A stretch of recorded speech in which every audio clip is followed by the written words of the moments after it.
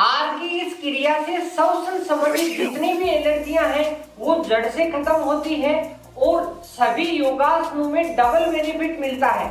और पाइल्स और मस्सा जैसी बीमारियों के लिए यह योग बहुत ही उपयोगी है।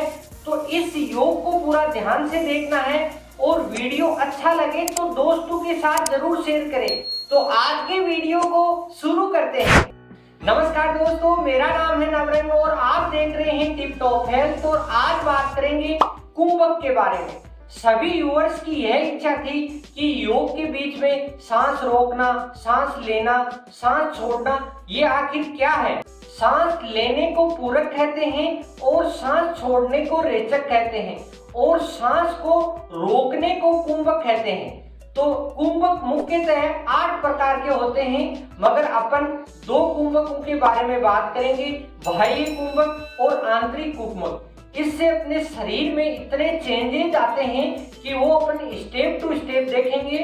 मगर बाह्य कुंभक और आंतरिक कुंभक को आप कम से कम 15 मिनट तक कर सकते हैं, जिससे अपना दिमाग का बैलेंस सही रहता है और अपने ब्लड का सर्कुलेशन अच्छा होता है। तो इस वीडियो में अपन कुंभक की पूरी स्टडी करेंगे और किस प्रकार इससे बेनिफिट मिलते हैं। सबसे पहले अंतः कुंभक की बात करें तो अंतः कुंभक बहुत सरल है, इसको सभी आराम से कर सकते हैं। देखो, कुंभक वो क्रिया होती है जैसे अपन सांस लेते हैं, सांस ले लिया, अंदर की तरफ फेफड़े भर लिए और इसको सांस को रोकते हैं। अपन कितनी देर रोक सकते हैं, जैसे अपन इसको अगर 30 से 35 सेकंड रोकते हैं तो ऐसे समझो आपके फेफड़े 50% सही हैं। और इस अंतः कुंभक को आप अगर 1 मिनट तक रोक सकते हैं तो इसका मतलब आपका फेफड़ा 100% वर्क कर रहा है और उसमें किसी भी प्रकार की बीमारी नहीं है। देखो, आप इसको किसी भी मुद्रा में कर सकते हैं, वज्रासन में कर सकते हैं, सुखासन में बैठ सकते हैं, किसी भी में आपकी जो सुविधा हो उसमें कर सकते हैं। देखो, सांस को अंदर बढ़ते हुए और फिर सांस रोक लिया। आप अब इसको कितनी देर कर सकते हैं ये अपने शरीर के ऊपर डिपेंड है, मगर किसी भी प्रकार का प्रेशर नहीं है, इसको आराम से करना है। और फिर सांस छोड़े धीरे धीरे। इस क्रिया को प्रारंभ में आप 10 से 15 सेकंड से स्टार्ट करके आप इसको 15 मिनट तक कर सकते हैं। देखो, इसमें अगर आप ऐसे करते हैं, ये फास्ट कुंभक है और फिर इसमें धीरे धीरे देखो सांस को अंदर लेते हैं, इस प्रकार धीरे धीरे ले और फिर इसको छोड़ते हैं तो धीरे धीरे ऐसे। इस क्रिया को अपन जितना स्लोली करते हैं उतना ही अच्छा बेनिफिट होता है। इस प्रकार की क्रिया करने से अपने शरीर की जितनी भी नसें हैं वो खुलती हैं और अपने जो यहाँ नोस्ट्रल वाला एरिया है, यहाँ जिनकी सर्दी जुकाम लगती है या जिनके बार बार में एलर्जी होती है, जैसे डस्ट एलर्जी हुई, सन एलर्जी हुई, अलग अलग एनवायरनमेंट की एलर्जी होती है, उसमें बहुत ही ज्यादा लाभ मिलता है। और अगर आप इसको इस प्रकार भी कर सकते हैं, एक नाक को बंद करें और एक नाक से श्वसन अंदर लें।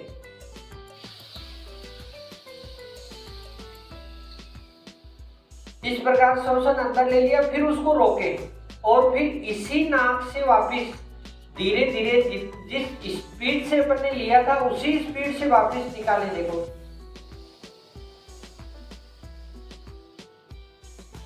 इस नाक से अगर आप 10 टाइम करते हैं तो फिर इसी नाक से भी अपने को 10 टाइम करना है, तो जिससे अपने बेनिफिट बहुत अच्छे मिलते हैं। तो अंतः कुंभक तो हो गया अपने अंदर की तरफ श्वसन क्रिया रोकना। तो इस अंतः क्रिया को अगर आप अच्छी प्रकार से कर लेते हैं तो अब इसमें मूलबंध कुंभक भी कर सकते हैं। अंतः मूलबंध कुंभक, अंतः मूलबंध कुंभक ये होता है कि इसमें देखो अंदर की तरफ सांस लेते हुए अपने जो एनस वाला पार्ट है जहां से अपन स्टूल पास करते हैं उसको सिकोड़ना है। इस प्रकार देखो,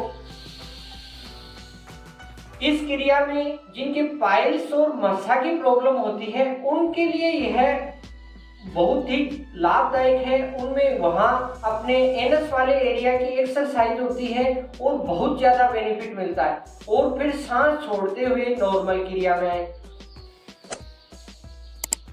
यह तो हुआ अंतः मूलबंध कुंभक। इसी में सेकंड होता है अंतः जलंधर कुंभक। तो इसमें अपने को अब ठोडी को अपनी चेस्ट से लगाना है और मूलबंध कुंभक को भी साथ में करना है। देखो इस प्रकार सांस अंदर भरते हुए,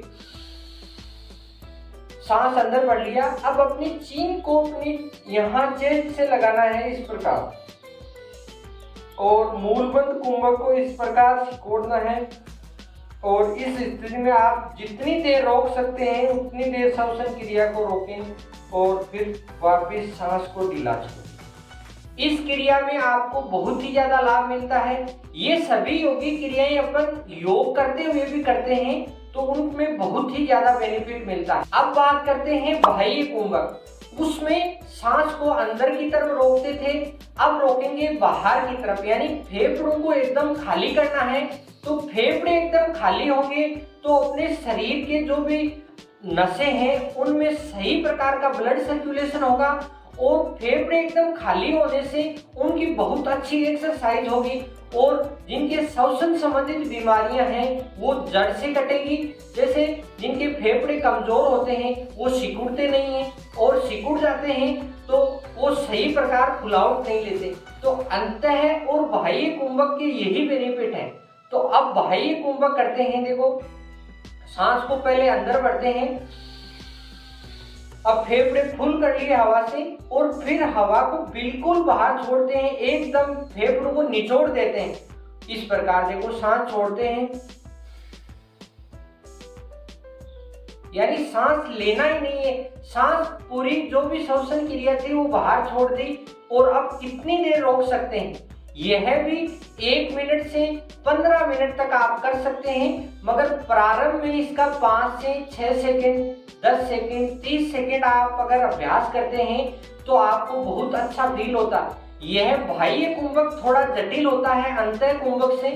और फिर सांस वापस लेते हैं, सांस लेते ही अपने फेफड़े एकदम फूलते हैं और उनकी जो लाइनिंग है उनमें ब्लड सर्कुलेशन बहुत अच्छा होता है इसमें।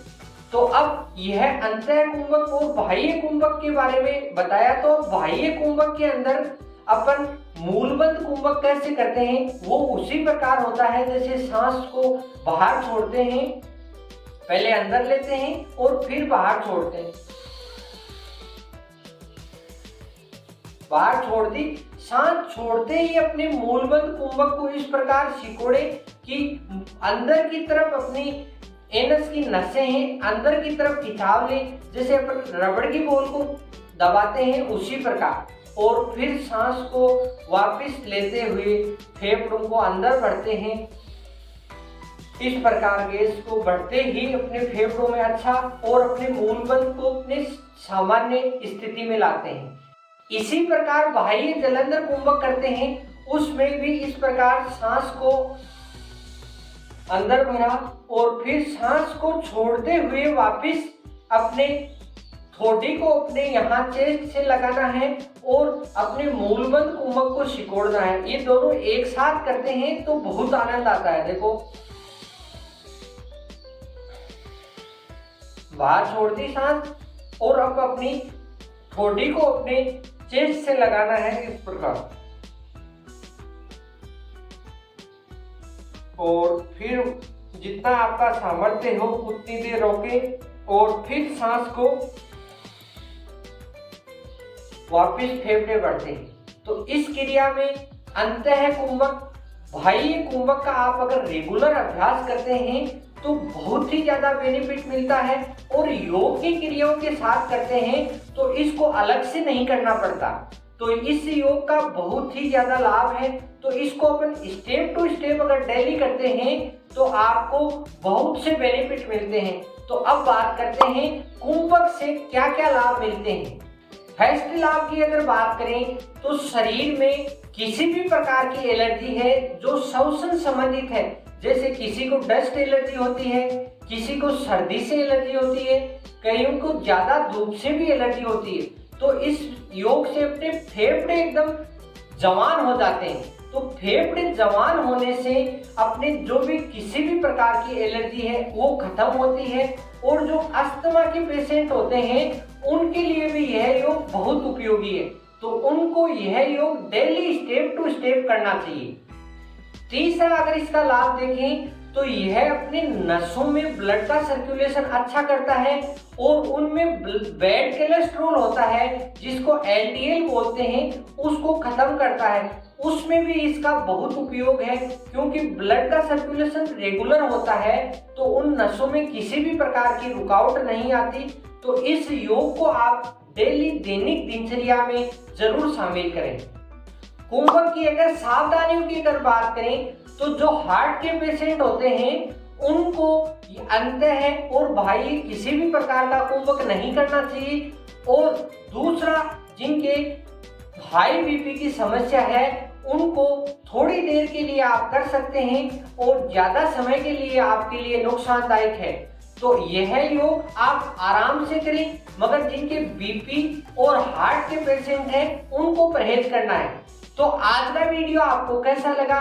वीडियो अच्छा लगा तो दोस्तों के साथ जरूर शेयर करें, और किसी भी प्रकार के सुझाव हैं तो आप कमेंट में लिख सकते हैं। तो फिर मिलते हैं नेक्स्ट सैटरडे। हंसते रहिए, मुस्कुराते रहिए और टिप टॉप हेल्थ से जुड़े रहिए। जय हिंद, वंदे मातरम। ऐसे और वीडियो देखने के लिए टिप टॉप हेल्थ को सब्सक्राइब करें।